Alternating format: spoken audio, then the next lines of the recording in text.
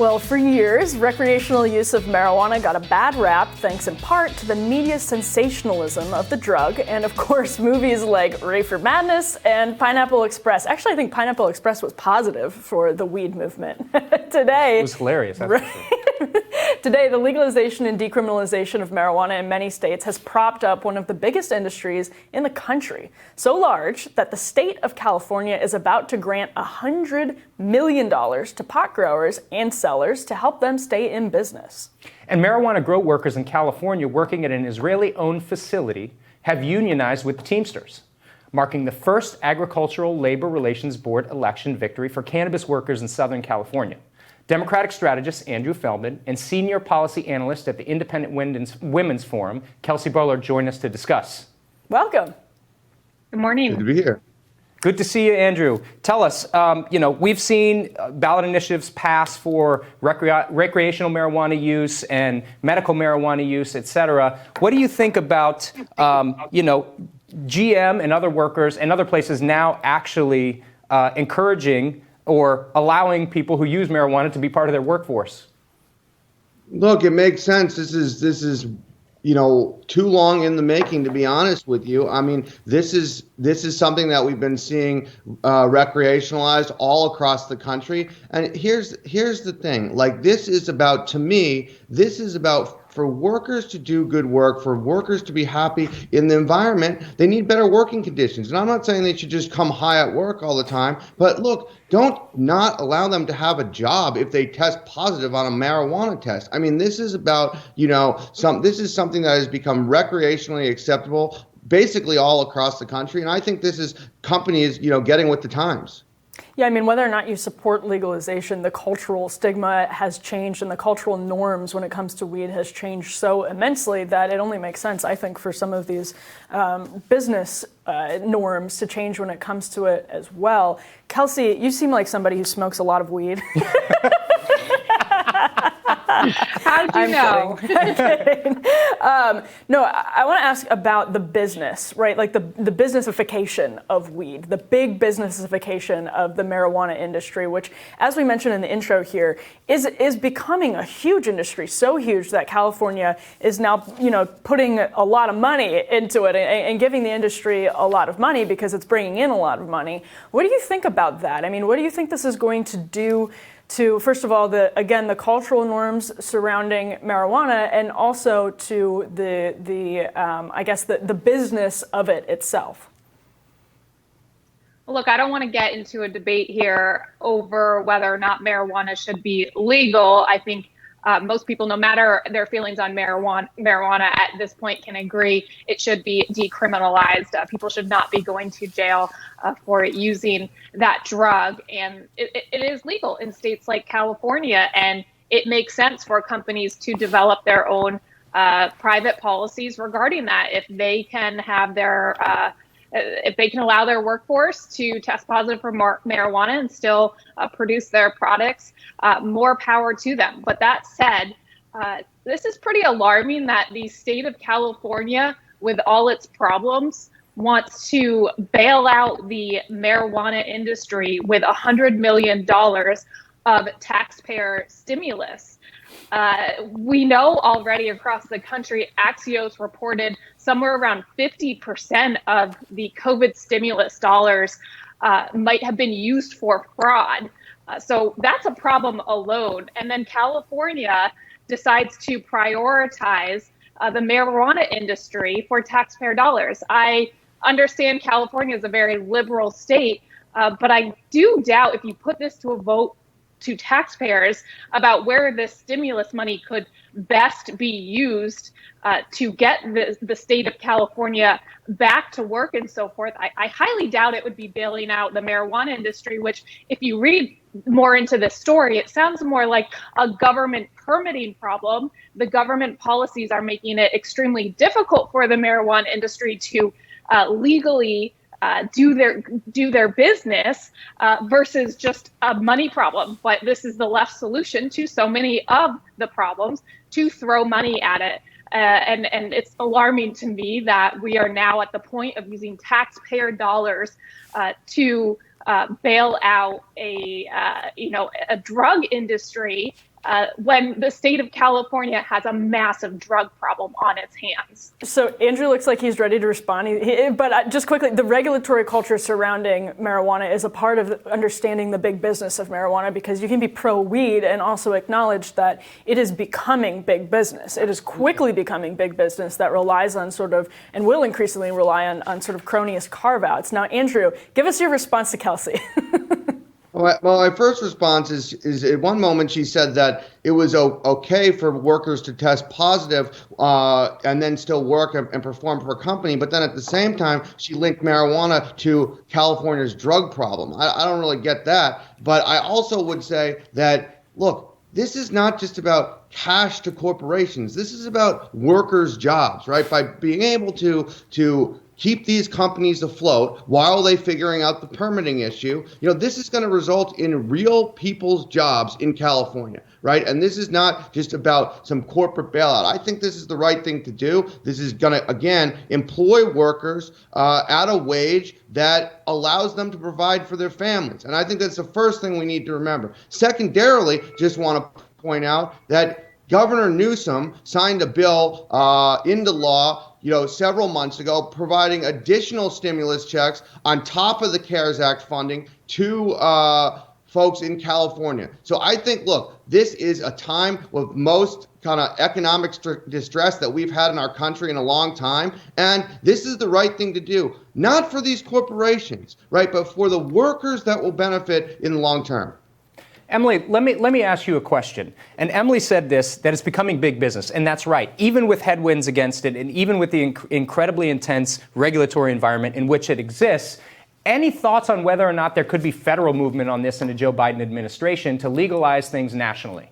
Absolutely. I wouldn't be surprised if marijuana at the federal level becomes legal. And look, as someone who, contrary to what Emily led you on to believe, is not a huge fan of the marijuana product, I actually don't have a huge issue with marijuana being legalized. But I think you're living in a state of denial if you refuse to acknowledge the studies that do link marijuana amongst some sector of the population to a gateway drug. And the question about whether we should be using taxpayer dollars to bail out this industry, well, why shouldn't we be using taxpayer dollars to bail out the cigarette industry? There's also a reason we have the Hyde Amendment, for example, in place. Abortion. These are very sensitive and controversial issues, and they are not legal at the federal, or in the case of marijuana, it is not yet legal at the federal level. And so for California to be using taxpayer dollars to be bailing out this industry, again, when California has so many other problems between crime and homelessness and their energy crisis, just to name a few, I think it's hugely misguided, but also representative of the state of California today. Well, as Colin mentioned, marijuana also appears to be changing when it comes to the job force. Detroit-based GM is considering dropping pot testing to attract more workers. We know a lot of companies are having a hard time hiring right now, and this seems to be a common sense measure, especially as our sort of cultural stigma or cultural norms, as we said earlier, around weed have changed. Now, I think, again, we can make logical distinctions here. Like, I wouldn't want my employees high on the job, but that doesn't mean that I would mind if they have trace amounts of weed in their drug testing samples when they're, if they're doing it recreationally outside of the job force. So, Andrew, we were just talking about this earlier, but do you think this is something that will catch on outside of GM? Do you think there will be more and more companies as our sort of cultural stigma around weed continues to shift and change? Do you think this will be a normalized workplace measure that some of these companies are going to take? Yes, and it should be, absolutely, right? Because this is not, the job and doing a job isn't just about a wage. It's also about other working conditions. And the more barriers you put up to people having a good job, the more challenges we have in this country with people being able to provide for their families and get by. I would agree with you, Emily, and probably everyone on this panel, that nobody wants their worker coming high to the office, not able to focus on the task at hand. But unless they're making Pineapple Express, then yes.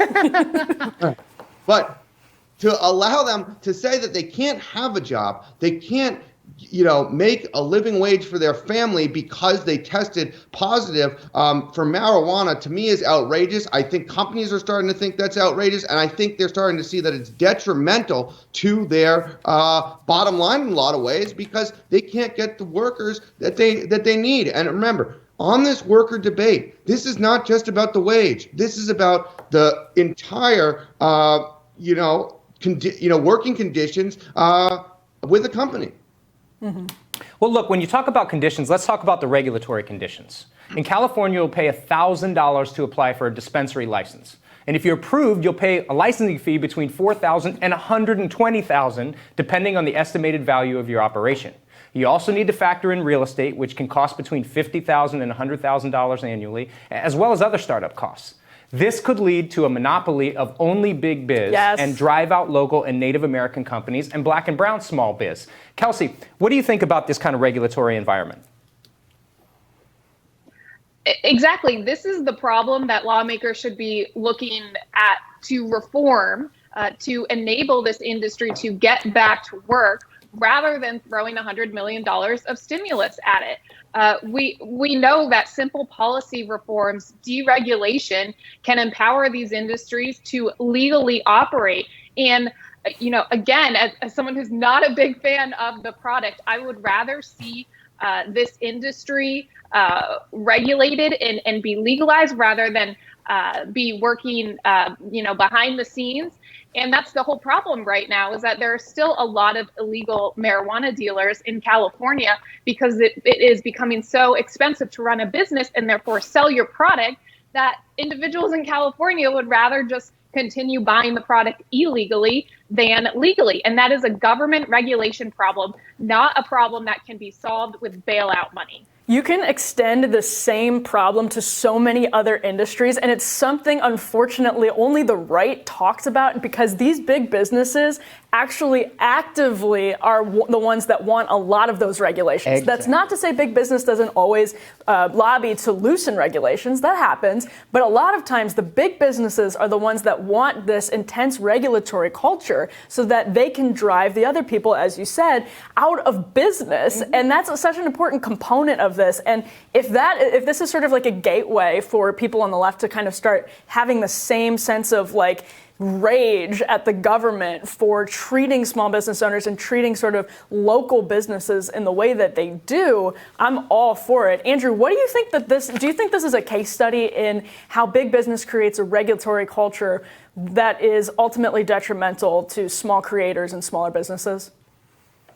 Look, it's really important to highlight. It is something, your points that you make are important here, to point out that this isn't, necessarily, less regulation isn't necessarily just a boom for big business. Sometimes they're actually not wanting less regulation. I think we cannot forget the small business, especially small business owner, especially when it comes to democratic politics and elections, right? Those small, there's been, I think, this misconception for years, for decades, that Republicans are better for small business. I don't think that's true. But I think we do need to remember. Well, what Democrats want to loosen these regulations in this industry and others?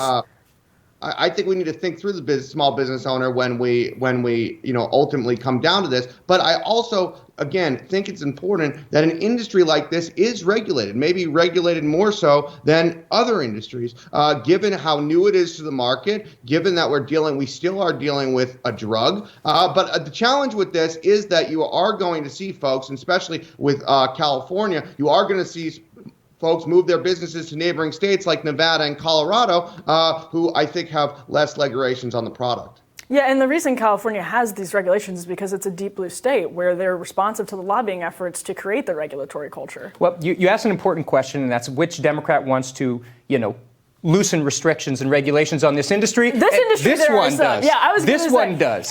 This could be an incredible opportunity for small business owners and for people to take part in a new and growing industry that is going to just take off in the next years. And we should get rid of those regulations and barriers to people to partake in this particular industry. I'm so excited to have more conversations about occupational licensing with people on the left. Thank you guys so much, Andrew and Kelsey. Coming up, Tom Rogan discusses the credible line of government inquiry on UFOs when Rising returns.